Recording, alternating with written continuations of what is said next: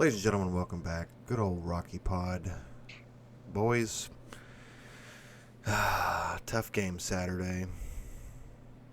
What do we Half a think? game. Half a game. Embarrassing. Sad. It is what it is. Great. Good episode, guys. All right. Yeah. See you later.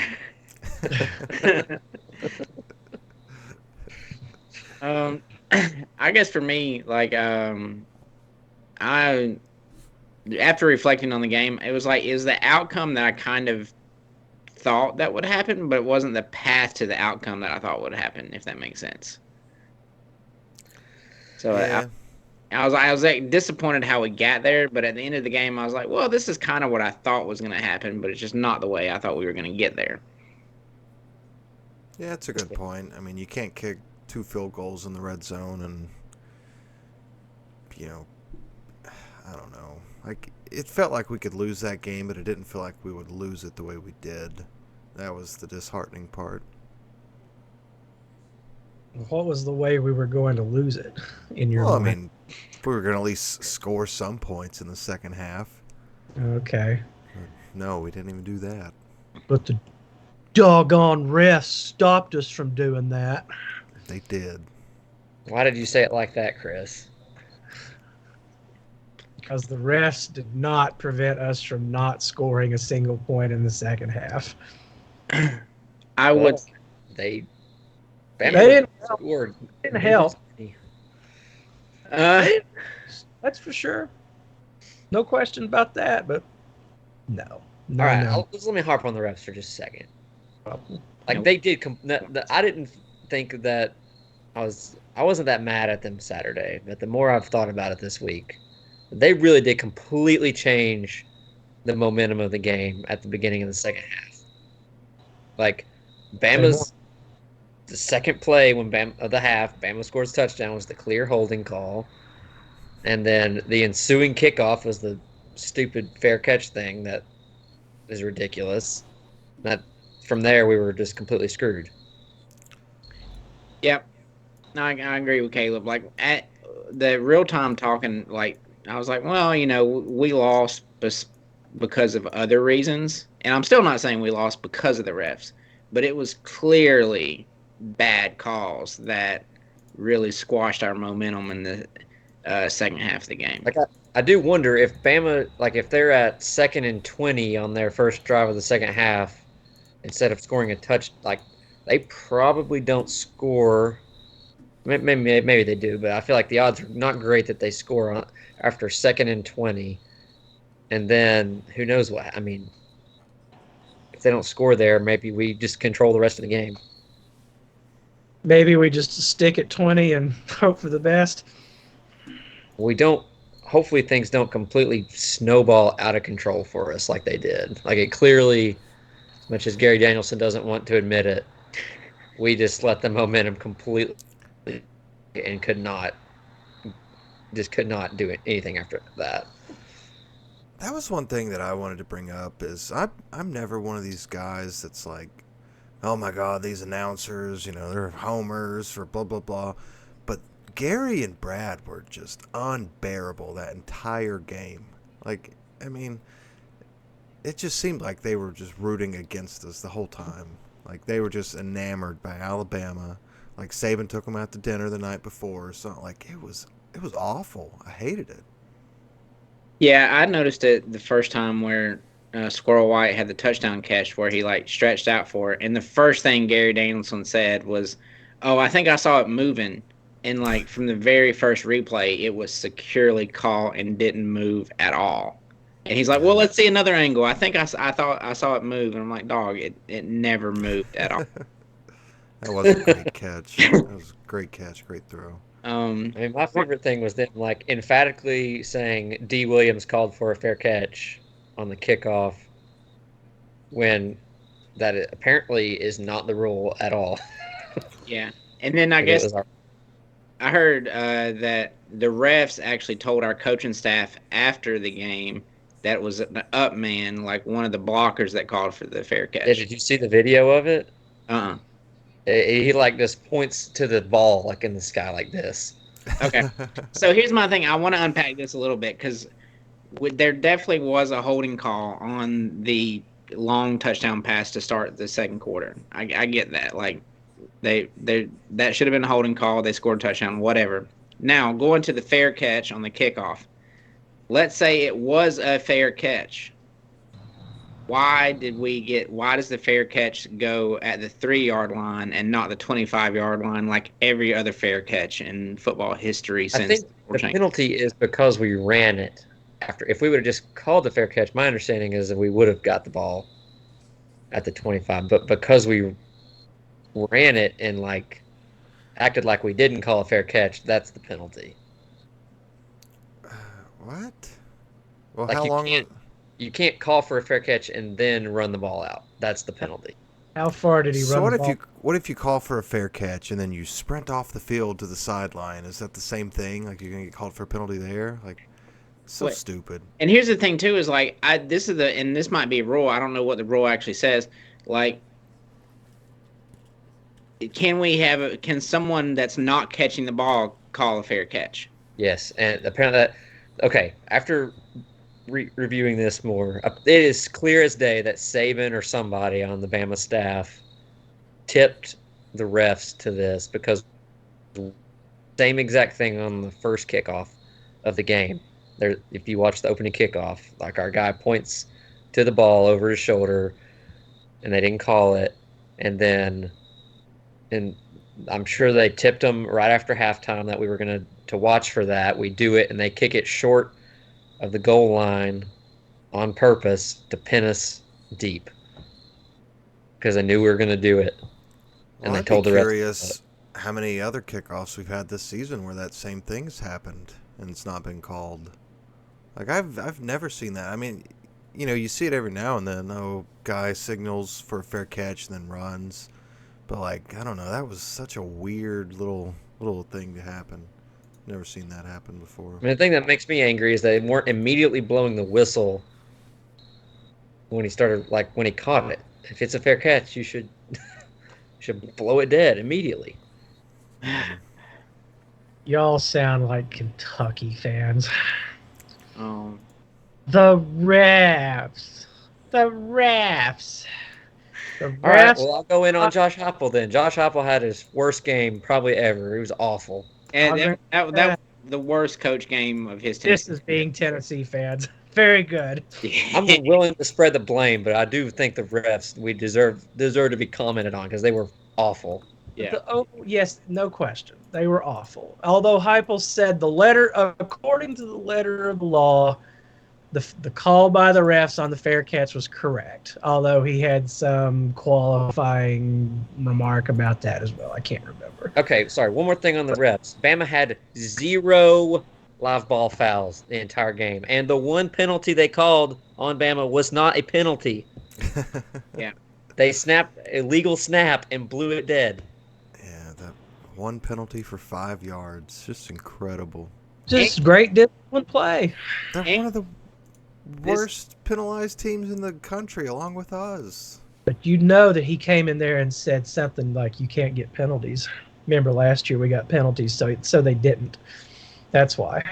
And here's the thing too is like I was thinking, and this is me being a Kentucky fan, I guess, Chris, but the snap infraction that we had, or the where we acted like where we clapped or did the fake clap.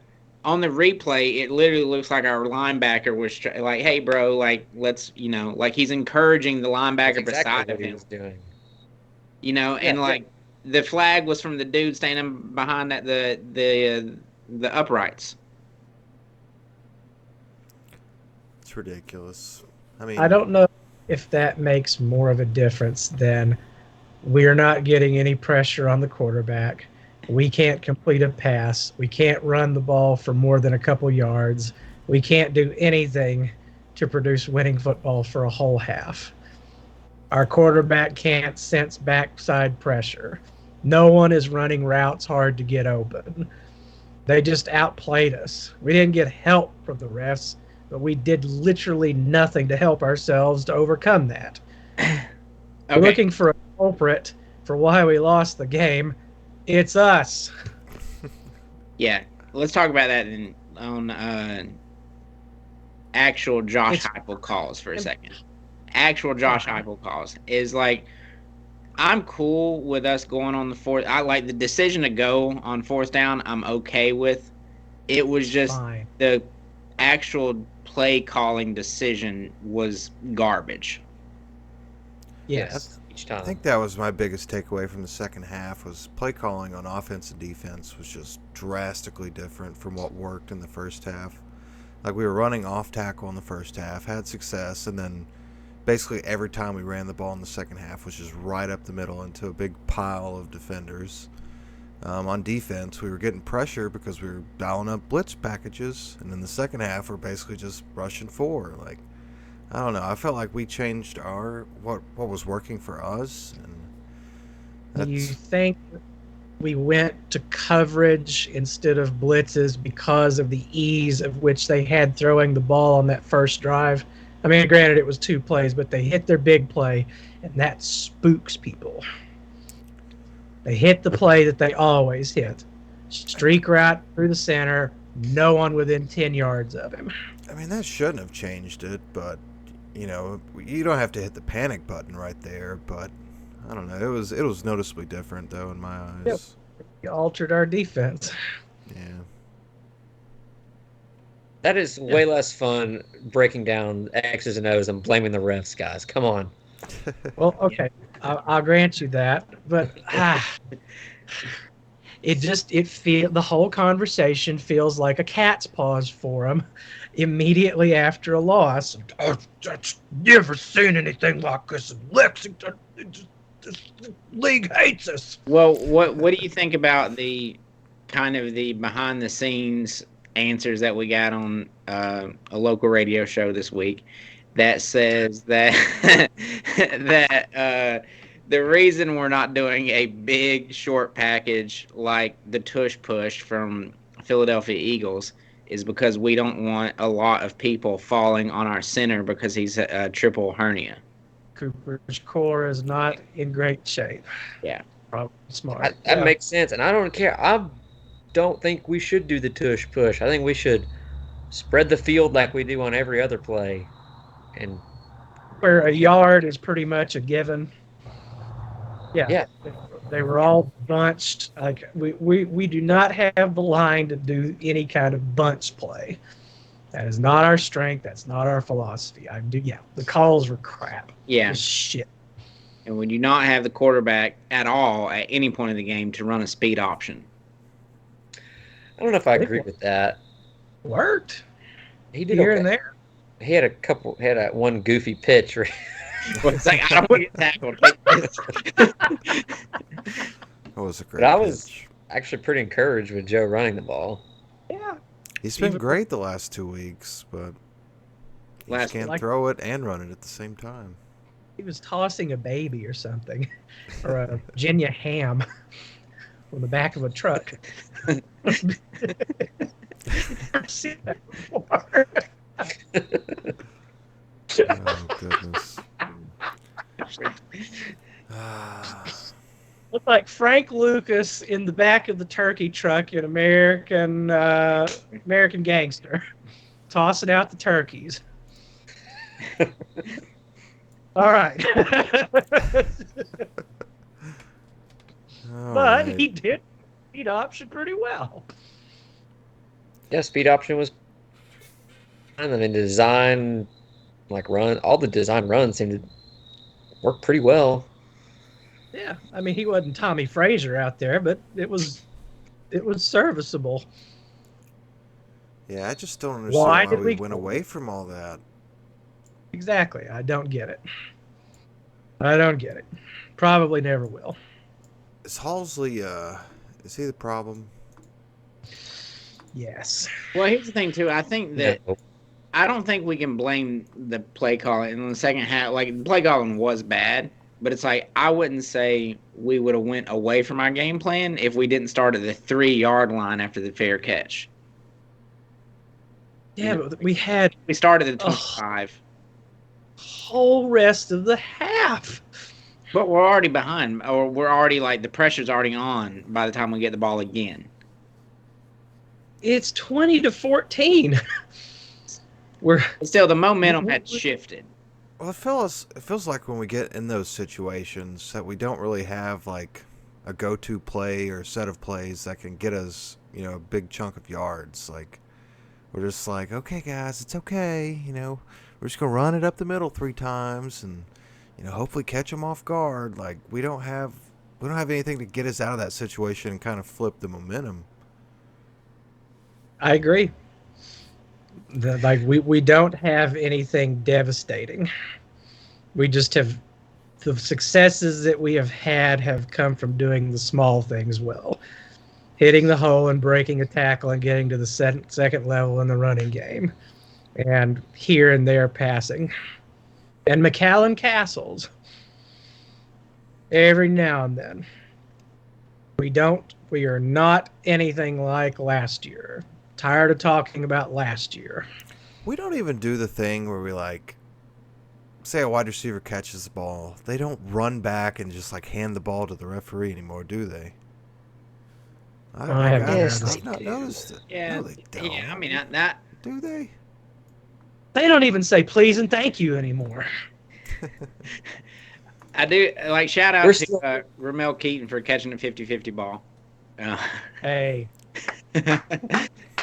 And shout Good out boy. to Dante Thornton or whatever for dropping Good. another ball. Mercy. yeah. Hit Out. in the numbers. Free up Man. the Scully. Time to go. I'm just amazed at a team that's just like so up and down like this that we're still 5-2. Like, oh, I'm glad we're not South Carolina or one of those other teams right now. Well, we got to our actual prove it game. We just really hadn't played anyone until now. Now we know our defense is not a top 10 defense. By no stretch of the imagination. I disagree with that, I think. I mean, Haddon didn't come back after his injury, right? Yeah, he came back. Oh, did he? Mm-hmm. Yeah, I Didn't think it's notice him. on the field afterwards. Yeah. Yeah, I think you're right. He might have. Okay, what else, Bama? I thought Joe had the best play of the year that he's made at the end of the first half. Like, if I'm going to take a silver lining out of this game, that last drive of the first half was incredible, and the touchdown throw was incredible. He showed Yeah. awareness he has not shown all year. It's good to see. With First the one half, to Joe. Castles? Yeah, when they Yeah, brought okay. the all-out blitz. Led him perfectly. Yeah. Yeah, no, that first half Joe was a revelation. That's the Joe that everyone hoped that we would see. And then I don't know that he disappeared, but what do you think? I think What we do you just. think? My gut is our run game just wasn't working, and we were behind the sticks in the second half. And when we don't stay on pace, our offense doesn't work. So true. So true for many things. So do you, Fair. Chris, you think this was the defense's fault that we lost?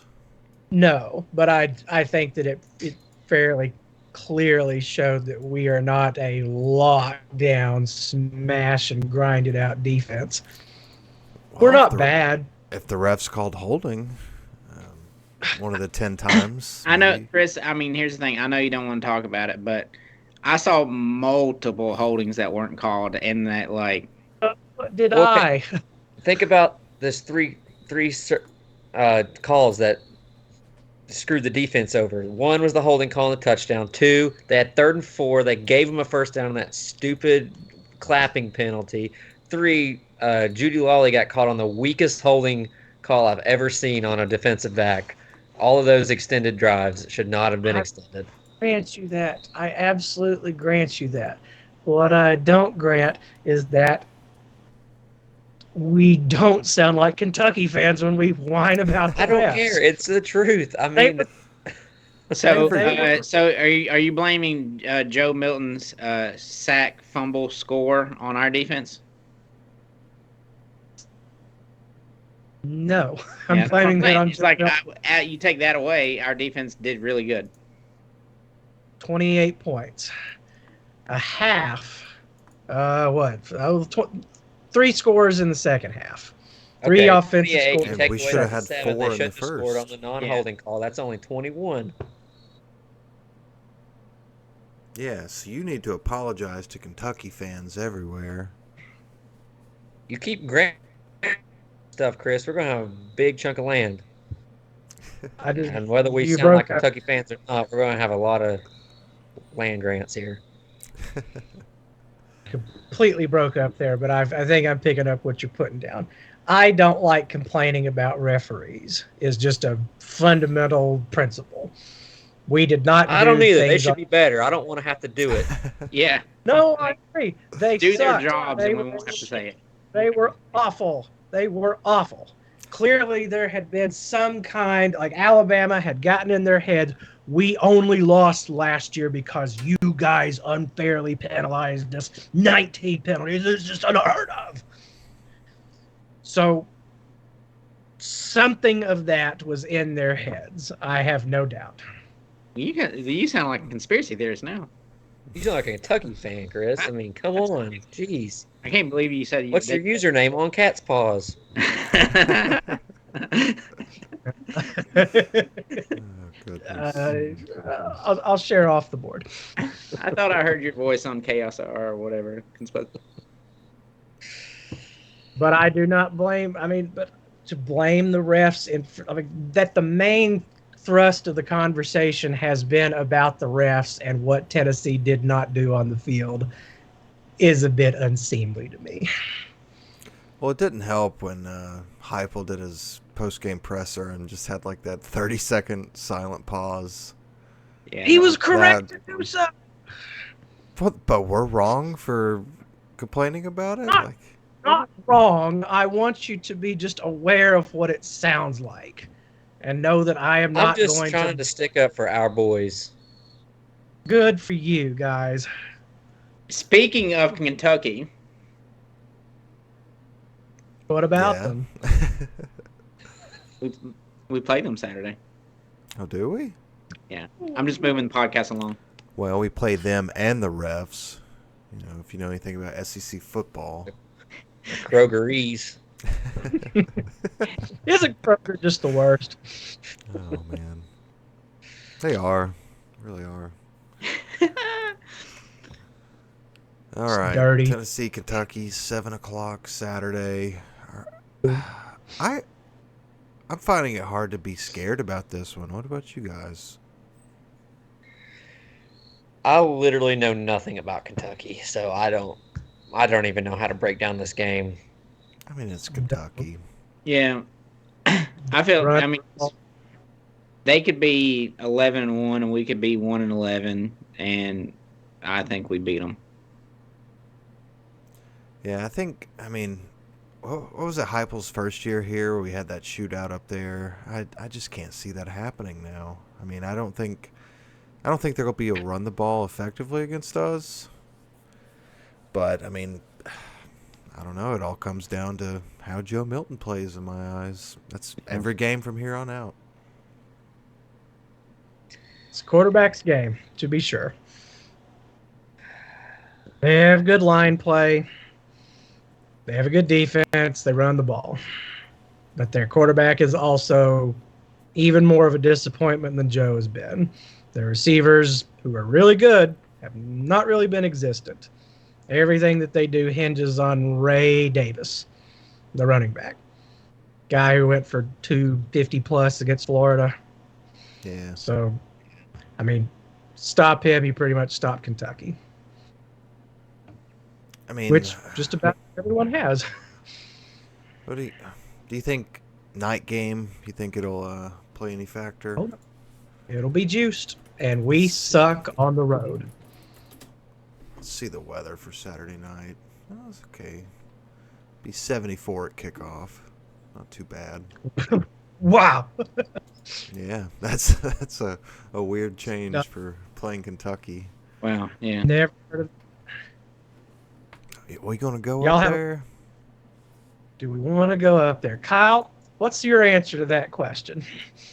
I don't know if the good old Rocky Pod has heard about this or not, but I went to one away game in my Tennessee career, and that was for my birthday.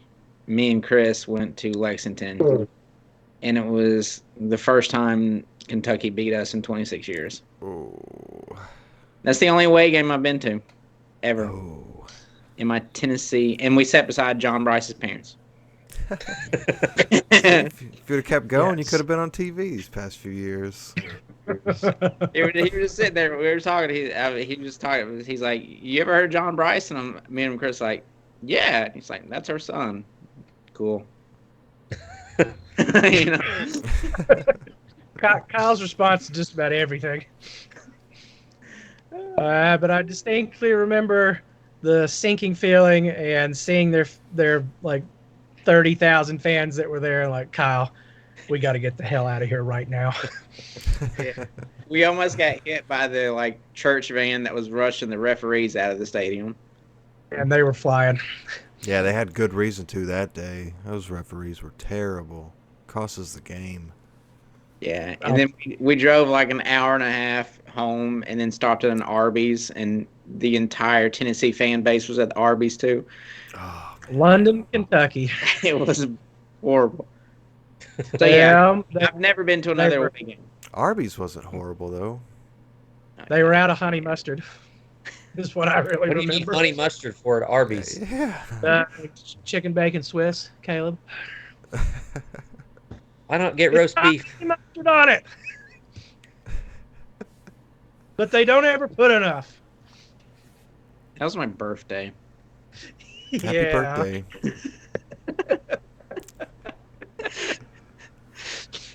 We had success. The Ole Miss game.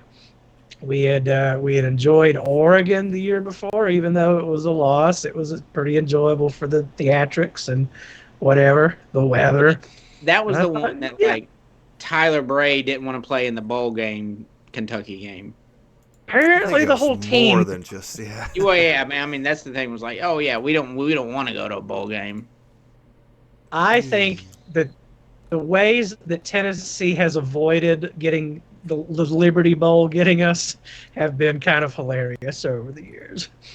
Yeah. They had us in 2020, and then we all got COVID. We've either won or lost a game that has just put us right. I mean, those people are foaming at the mouth to get Tennessee in the Liberty Bowl, and we just won't do it. They won't go. Even the Liberty Bowl stadium is fine. They have pronto pups, gigantic corn dogs. They're amazing. It's not in a great area. You better lock up your car or take the bus. But yeah, the Liberty Bowl is tried desperately. I love hearing like November representatives from the Liberty Bowl are here at Tennessee versus UConn to scout out the 5-3 Vols. Yeah, they're sitting next to that Michigan staffer. What cat? Oh my goodness. Uh-oh. Uh-oh, shots fired. All right, well, is that it for the podcast this week? I don't know. My cat's going crazy. What else we got? One. Guys, I really tried, Kyle. I almost said it two other times. I'm but I counting. didn't. That's the first time, so I'm just going to see how many more. I know, but I'm just telling you, I'm making a conscious effort. Kyle is our in-house ombudsman, dear listeners. No, you know, in the Christian world, we say every good pastor has 3 closings, and that's Matt's first closing. Well, the other thing I hate I do is like when I'm listening to someone else talk and then like they're done, I'll be like, I mean, and it just annoys the hell out of me. Whenever I hear it, I'm like, dang it, stop doing that. Yeah. So I'd rather do what else than God, I mean, oh man, it was a rough week.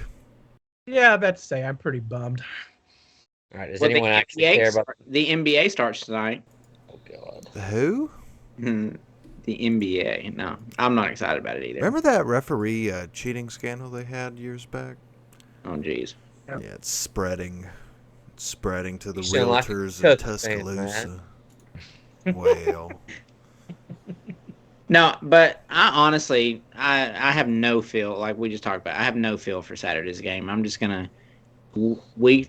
I think we're gonna win, but I have no reasoning to believe or to justify that. I just always think we're gonna beat Kentucky. yeah, I don't know. I'm worried we could have a letdown game. I'm worried that second half last week just took everything out of this team, and it's going to be a struggle from here on out. Kind of like the second half of 2020 Georgia. That's exactly what I was thinking about this game the other day. I was like, this feels a lot like 2020 Georgia, where we have all this momentum going to halftime. You know, Josh Palmer, 2 touchdown catches. Like, okay, we got this, and then just rug ripped out from under us. What? We You go ahead. should have known in 2020. We get on the halftime podcast for a local show. He's pretty much guaranteeing that we're going to win this game. Then it happened again on Saturday. I'd forgotten about that. I'd gotten my hopes up, and the exact same thing played out. Yeah. You're blaming others other than the offense and defense now. Well, I want to blame you, Caleb, because you placed some bets on Alabama at halftime. Yes. And I would like to propose here on the air that you donate those winnings to the volunteer club. Oh wait, because I lost so many other bets. So. After All right. week 1, I was just like, I can't do this year. I'm not betting anything until like bowl season. All right, let's have a 90-second chat on this. Is depending on a win or loss Saturday to Kentucky, I think maybe draws a path to 7-5. Because I think a loss to Kentucky might snowball into a loss to Missouri and a loss to obviously Georgia. Right now, I'm thinking we're just losing to Georgia, but I think if we beat Kentucky, we'll probably end up beating Missouri. But I think if we lose to Kentucky, I think we're going to lose to Missouri too. I just can't see us losing to either of those teams. What? I'm just thinking, I kind of agree with you, Kyle, but how many times have we said that this year? Well, if we don't beat Florida, the season's going to tumble out of control. If we Yeah, don't I just feel like Kentucky and Missouri is like a package deal this year for me. No. I think we could. I think it could go either any of the ways. We could beat, I mean, those two teams, we should be able to just run the ball whenever we want, how many times we want. Like, I mean, they don't match up to us, I don't think. Missouri. Like, who has Missouri played this year? What, they beat LSU, Kansas State? Kentucky. Wow. South Carolina last week just throttled them about like we did. No, Missouri is a pretty good football team, and it's in Columbia, and Columbia is weird. yeah, it's going to be about 31 degrees when we play them. Oh, I want to go to that Yes. one. They have the weird font on their field. They have a Their jerseys this year are hideous. Oh, This year? God. Yes. Have they ever had good jerseys? I mean, the black ones were okay. Like, you know, it's generic football. But those yellow things that they're wearing, oh, my God, they're awful. I was I actually thinking. Yeah, I just think a loss Saturday is a clear path to 7-5. I mean, 7-5 is on the table if we can't juice up. If we're only going to play half a football game, then yeah, that's very much in play. If we lose to Kentucky, I don't want to see Joe Milton again. I just don't. I'm sorry. I'm kind of with. I'm not that I just want to not see him anymore because I feel like I've been like that for a minute. But like there's really nothing else to if we lose to Kentucky, it's just Yeah. like season's done. Let's just give Nico some extra time. Because I guess technically right now we still have an outside chance at making Atlanta, right? Like, Technically. very little percent chance, but I mean, just go ahead and pull the plug on it. I'm No, sorry. I think fighting. I don't even think I'm not even thinking about Atlanta or a good bowl game. I just think 9-3 is respectable. I don't really care about 8-4, and 7-5 is like if you're going to be 7-5, you might as well get Nico some extra time. Yeah, absolutely. I mean, you can't predict that based off of a loss to Kentucky, but I think that I don't know if Nico's any good or not. Well, we don't Kind know of- because our starter is too bad to give him any playing time. What do you think? What do you reckon is the reason for that? Why is Joe the guy, undisputably the guy? Is it because that Nico isn't ready, or Joe is just shows out in practice that well? I don't. I mean, that's been Joe's gimmick since he got here. Oh, he's the greatest practice player ever. Oh, he makes all the greatest throws, blah, blah, blah. Like, that's all they've been saying for 3 years now. And he sucks. Caleb. I don't have anything to say. I don't. I think for me, I don't think it's Nico's physical stuff. I think we're going to be very pleased with him physically and talent wise. I honestly think it might be just him studying the playbook thing. You know, like we got a pretty complicated offense. No, we don't. Not this year, because our quarterback can't run it. I think we got a pretty complicated offense. We're a half-field offensive team. It's been simplified to make it go faster. You're asked to make one read.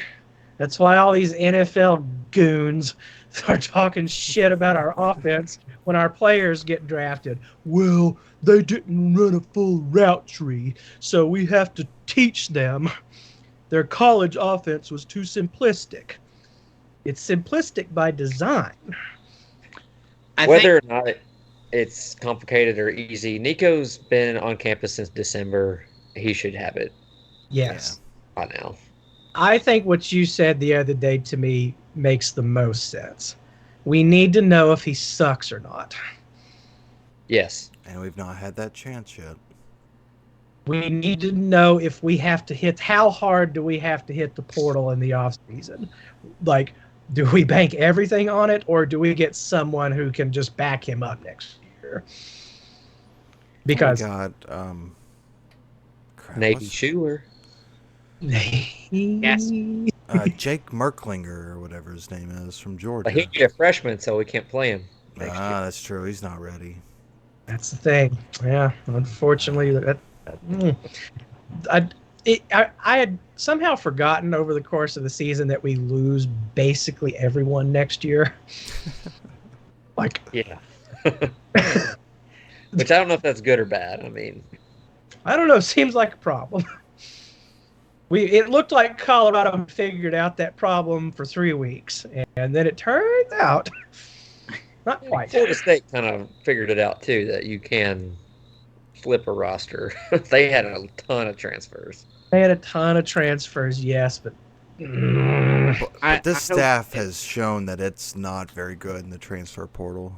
Yeah, I hope we get 9 offensive linemen in the transfer portal. I hope we.